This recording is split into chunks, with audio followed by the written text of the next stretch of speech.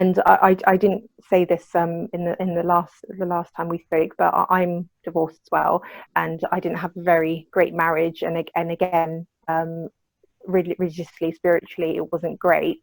But similar to what Hayat was saying, that I started my journey practicing, and I almost feel like a revert.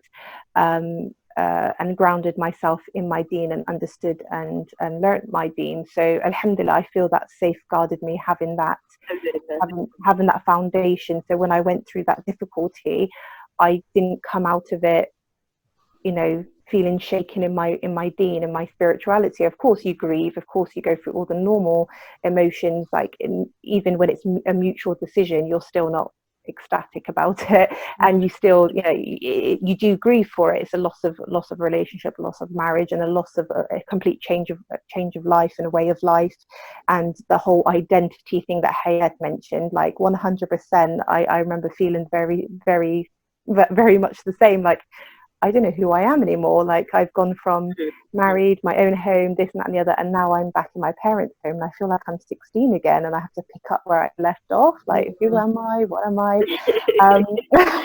But I know that I know that I really appreciated anyone who reached out to me, and I appreciated anyone who could offer me resources. And I was on the internet looking for resources, and I'm a very private person, so I did want to deal with it more privately, especially in regards to speaking to people about my, any issues that I had, or any concerns, or my grievances. But it's bizarre that other sisters don't reciprocate it in that way. They actually, I mean, unfortunately, I had a negative response when I did try to offer, or just be a lending ear, like a shoulder to cry on, or, that it was quite negative. The reaction that I got from these sisters was very, very negative. And again, that was very difficult for me to process and understand, just to, here's a link to this website, or here's a phone number, or, here's an ayat from the Quran, that will, soften your heart and give you some strength and something for you to focus on, and just being rejected. So it isn't so black and white when it comes to these situations. Mm-hmm. Yeah, I think that's a very typical response, especially that to me that sounds like fear. Fear of connecting with others, fear of what lies ahead. I'm only speaking from some type of experience. I know in the beginning, because I kept myself. I guess it really depends on your persona, right? Yeah. But I was I was very isolated. So for me, just connecting with people, it took a while. It took a while for me to kind of warm up and really connect with people who I was comfortable with. So to be honest, like I would, my advice to you, to not stop what you're doing and to keep going, because regardless, like when that person wants it, they're going to come around, and they're going to be relieved that you're still there, because I know there were some things that I pushed away, and then when it was there for me, I'm like, oh, okay, because everyone will come at their own time. It will come when they're comfortable. So that's very typical, and that's just, like I said, tied to psychological aspect of it. So, but Mallory, what would you do? I think that the main point, kind of to learn from this is, it's just that old saying that prevention is better than cure. Because reality is, the more focused and grounded you are in your religion and having that knowledge for yourself, and as I said, taking this kind of personal responsibility, so whatever happens in a relationship, it doesn't affect your relationship with Allah. Because I don't know, like for some sisters, and this is not even just like, for example, I know a sister, a few sisters being married, they're not reverts, but then it's like they've married a brother who's supposedly very religious on the outside, but then when the marriage has broken down because he's treated them very badly, it's like they kind of want to do this rebellion and take off their hijab and start like living like kind of non-Muslim lifestyle, even though they still consider themselves Muslims because they've been born and raised as Muslims. But it's like they have this kind of, almost like they're angry with Allah, like do you know what I mean? That's something like this has happened to them, And this obviously this is not correct for a believer to have this kind of thoughts.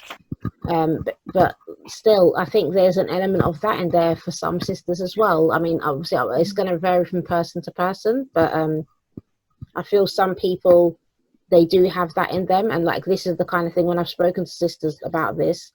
This is the type of response that they're saying. You know, like they're asking these questions. Oh, why did Allah let this happen to me? Why did Allah let this person treat me like this?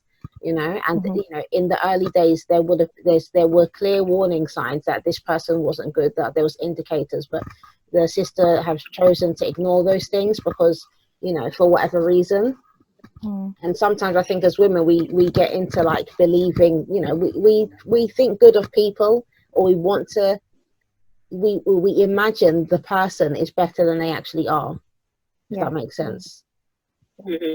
So we try to ignore the negative or the things that aren't so good, and things that maybe actually we should have sat down and thought to ourselves, well, actually they did this, and why did they do this? But we kind of just ignore it to look for the better things, and sometimes it doesn't help us, you know. So you know what they say. You know what they say. The red flag that you ignore is the reason why you leave altogether. Exactly. Yeah. And I just wanted to, I don't know if you want to speak about it now, but in regards to the social media and the hijab and etc., and it's quite concerning that they feel like they're having this growth, quote unquote, by removing their hijab and exploring this or exploring that. And of course, you know, if you want to do that, then that's between you and Allah subhanahu wa ta'ala. But putting it on social media, especially if you have a lot of people who are also kind of coming close to Islam because they saw your journey, even if you're not a big social media influencer, even just friends, etc. Like, oh, I'm so inspired by her, she's wearing niqab, she's doing this, and then bam, it's a different picture.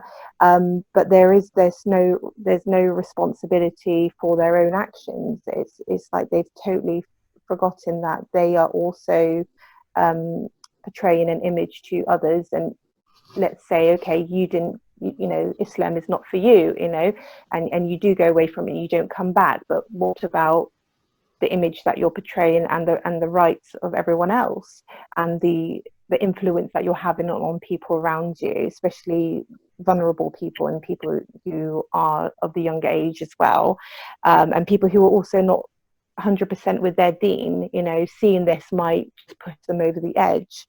And the whole connotation of the whole growth, freedom, and then kind of the negative, you know, painting hijab, painting Islam, because of your own experience based off of your own interactions with Islam through marriage. And this whole deception, I find it quite, I don't appreciate that at all, because you feel very negatively towards hijab or towards Islam because of, you know, what you've experienced, and no one's putting that down or saying that you didn't go through anything, you know, terrible, but because of that, and because you're not being open as to the reason why you're negative towards this now, towards this way of life you adopted, it is fueling Islamophobia, is fueling people's hate towards Islam. Yes, definitely. And especially from the feminist element as well. Yes.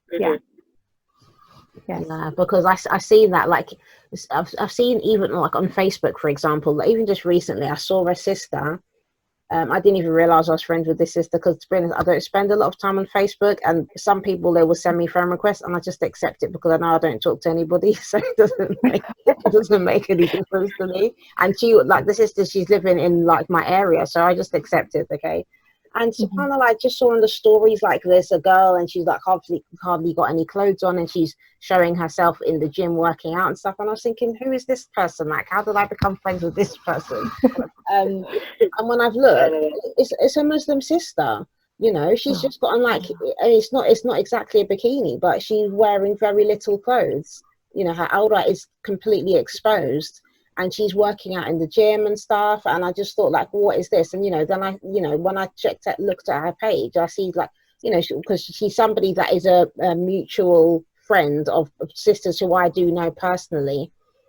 And and what for me is discouraging, and what I find quite, I don't know, alarming maybe in this day and age that we live in, somebody can be doing something which is clearly haram, and people, practicing Muslims, will champion them because like, she's working out in the gym, mashallah, it's nice that she's lost a load of weight and she's looking, mashallah, very nice, but does she need to put it on Facebook? Does she need to show that she's working out in the gym and showing her, being this kind of sexualized image of herself? I don't know. And the thing is, I don't know her story, so I don't know, like, her situation. But I've seen a picture of her with children, which from what I saw, it was her own children. So there wasn't a husband in the picture with her. So you can. I don't want to make an assumption, but it looks like something a bit obvious, like maybe she was married, and you know what I mean, because she's showing herself, and people are practicing Muslims are telling her, oh, mashallah, you're doing so well, and commenting, and it's just like, okay, this person, and even if they've been through a bad marriage, a hard time, and there was overweight, for example, and now, mashallah, she's lost so much weight, she's had a complete body transformation, she's looking out for herself, that's great, but what she's doing is damaging this image that she's putting of herself on social media. This is something she's going to have to answer to Allah for. And you as so-called practicing Muslims, you're liking her posts and you're encouraging her to keep doing the same thing, basically. You're not even telling her, well, actually, you shouldn't be doing this. It's good to lose weight. But why are you putting these things on social media? Even if the sister, for example, doesn't want to wear hijab, I don't know if she was wearing it before, but the way you're dressing, revealing yourself. I mean, I know in some Muslim communities, I know in the Asian, like, Pakistani, Indian community, even the sisters who don't usually wear hijab, the ones who haven't been brought up to wear the actual hijab, they still dress relatively modestly, and she's not dressing like that at all. She's wearing very revealing clothes. And I just think, like, this kind of thing shouldn't be encouraged. But, when you're the one that wants to stand up and say, well, no, don't do this, it's not good for your akhirah, you're shut down, basically. Oh, you're on your, you think you're better than everybody else, you think you're high and mighty, this kind of, you can't be this person who wants to make a correction or to try to help somebody for the sake of Allah in this respect. No, you're putting the person down, basically. And it's like, well, it's not actually, we're not trying to put you down, we're trying to save you, we're trying to help you, we're trying to give you the advice that if I was in your situation, I would love for somebody to give me the same advice and to reach out to me in the same way, to give me this kind of support. Yeah, definitely. And the other thing that I mentioned to you in regards to that as well is the foresight. They don't have foresight. Yes, you've had this breakdown, you need to go through this, but think about the future. Would you want to be looking at these pictures and think, I'm so glad I put those pictures out there when I was 20 years old? Inshallah, you should always have that hope that I will build up, I will be better, inshallah, and I will get to a stage where I am actually covering and I'm practicing, inshallah, again one day. There's no foresight. It is all about the here and now, and not thinking about the future. And one of the things that always works for me, and like you said, I'm not one of those people who will big up and support sisters if they're putting something out there that I don't agree with and that I know is un-Islamic. I would just ignore the post, or just I won't interact with it, because I think about on the day of judgment, on Yawm al-Qiyamah, when that individual will stand up and say, well, so and so encouraged me, so and so, and I will be guilty, of course, and I will share a part in that sin as well, because yes, I did, I liked it, I bigged her up, I said, yeah, you go girl, and I wasn't doing the contrary to that, which is to forbid the evil and enjoying the good. I was enjoying the evil. And so this is what I always keep at the forefront of my mind. Yes, this is my sister in Islam, and I want her to be happy, and I want to build her confidence, but not in this way, not by doing haram. Definitely, I agree with you. Like I said, like kind of like I said earlier about, social media, you're desensitized, and it's scary how the fluctuation of iman, but it can come to the point where you are so oblivious to the sin that's in front of you. SubhanAllah, like it can come to that point. So with a situation like that, there's not really much. I mean, as a Muslim sister, right? And like I said, forbidding the evil, even if you have to speak about it. I think the best thing we can do is just message that person, like, hey, salam alaikum, sister, like, share her some quotes or ayat of Quran, and that's it. Leave it. If she shuts you down, okay. If she accepts it, alhamdulillah. But you did your part, right? But a lot of this is something we can't really. It's just so prevalent, and it's just spiraling out of control. It's social media is its own way. There's courses about of social media addiction, gratification. It's tying with mental health, suicide. Like it is a whole nother fitna devil, in disguise itself. So a lot of these women, when they do these kind of things, you kind of have to kind of go back and self-reflection of mental self-reflection. What am I doing this for? Is it attention seeking? Am I going through, do I need attention? Am I uncomfortable? What do I need to fulfill that, satisfaction? Because putting a picture out there half naked, that's not going to provide any satisfaction. But prying eye of, men, which that's not an accomplishment at all. But that's what Shaitan, that's what he tells others, right? So honestly, like I have, come to the point, even protection of my own self on social media, like I said, in order to prevent myself from being desensitized, I don't follow these, pages where it goes against the Muslim conduct, right? Or, when it comes to music, like, let's be honest, I follow the principle that music is haram. Yeah. And, we all deal with our own fitna, but, when you're listening to music, when you're having exposure to, certain type of television shows, you're making yourself more desensitized. And subhanAllah, I believe that Allah has placed so much, the religion, people say it's hard, but it's hard because they're following their desires, right? Exactly. But there's a wisdom behind it that Allah has perfected our religion, alhamdulillah, and if we had followed it, to our best ability. We're humans, we make mistakes, but we follow to our best abilities, and inshallah, we'll be protected. But when you are exposing yourself to all these things, it becomes normalized. You know what I mean? Like, we're following influencers that, you can open Explore page and boom, you see everything. Like, it goes up, it's very obscene. And it becomes so normalized, subhanAllah. And as Muslims, we got to protect our eyes because we're in a fitna where holding on to the religion is like holding on to a cold. Yeah. It's not easy. So it's getting harder. So we have to kind of reflect and, provide space for other sisters. Perhaps, inshallah, we can, maybe one of us or other sisters can come up and provide a space for sisters about, we're starting something right now, right? Talking about hijab after divorce. That's very big because that would touch many sisters. A lot of sisters would definitely relate to that. So that's one step up, alhamdulillah. And, to doing what we can and asking for guidance and protecting ourselves from the fitna. And it's a very scary aspect. And I'm sure you guys all can, relate to that. And you can share your experiences. But that's what I do to protect myself. I don't follow the pages that goes against, my Muslim, Muslim conduct or because you're going to be held accountable for everything. Yeah, exactly. And I think a lot of people have forgotten that. We have forgotten of that. That's why it's so important to go back to the foundation. We were all created. This life, what are we created for? We are created to worship Allah alone. None has the right to be worshipped except Allah alone. And we have to understand our purpose. Like, we're all going to die. And, death is what destroys our lust and desire. That we consistently think about death, like all this beauty, all these pictures, like, subhanAllah, if we're gone, those pictures will still be up. People will still be moving on their lives.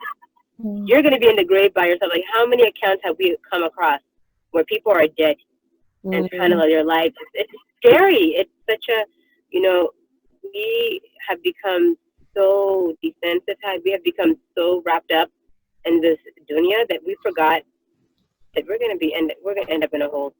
Yeah, I mean, And that's it's a step further than the dunya now. It's the virtual reality, literally, because that's where most people are living these days. And we've got children coming up now, and it's like everything is virtual. Because, I mean, even a lot of Muslims now, like, you know, they do things online, and they seem to think that because it's online, it doesn't count as a sin. Do you know what I mean? I've met people, you know, when you haven't had a discussion with some Muslims, and he says like, well, actually, you shouldn't be doing these things because it's haram. Oh, well, it's just online, and it's just like, well, actually, it's still haram, you know. But they don't seem to, yeah. they don't connect the two things because their hands aren't physically a part of something, so they feel like, oh, it's not the same thing because yeah, it's a virtual space. It's not really something that's existing, but no, it's haram. It's still, you know, you're still doing something. But that some And Muslims it made themselves so delusional to believe that it just doesn't count. SubhanAllah. and if anything, it's Yeah. worse because it's digital.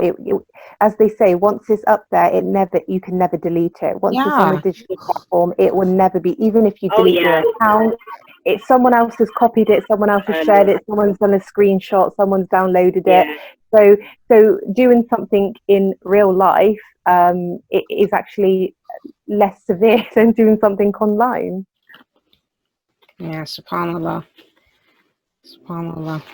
Like, may Allah protect us. I mean, Um, I mean, kind of going on from what Hayat was saying about not following certain accounts or following certain people, but then in regards to friendship.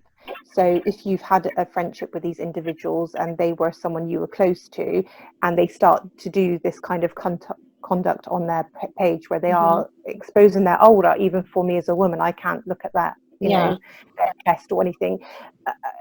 And I think it seems to be a problem with me, but I find it very difficult. I feel like I'm giving up on them. If I unfollow them, they're going to see that, they're going to be hurt, they might resent me, they then will say, well, look, this is another Muslim giving up on me. But then again, I, like Hayat was saying, I don't want to see that. I don't want to open up my Instagram and see them posing seductively on, you know, with pouting with yeah. Of lipstick. course not, because it's a way. Even if you don't like their posts, I think it's a way. It is, you know, your silence is a form of approval. Yeah, You know what I mean? Because this is reality. Like, we're supposed to order the good and forbid the evil.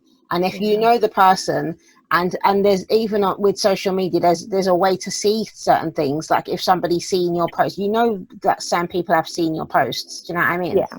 So it's just like, yeah. when you don't, even if you don't like it, you're not doing anything to like kind of stop seeing that. So for me, it's better to just unfollow. I just unfollow those kind of people, to be honest. And on Facebook, it's quite easy. I mean, I hardly spend any time on Facebook, but there it's easy because you can unfollow somebody without unfriending them.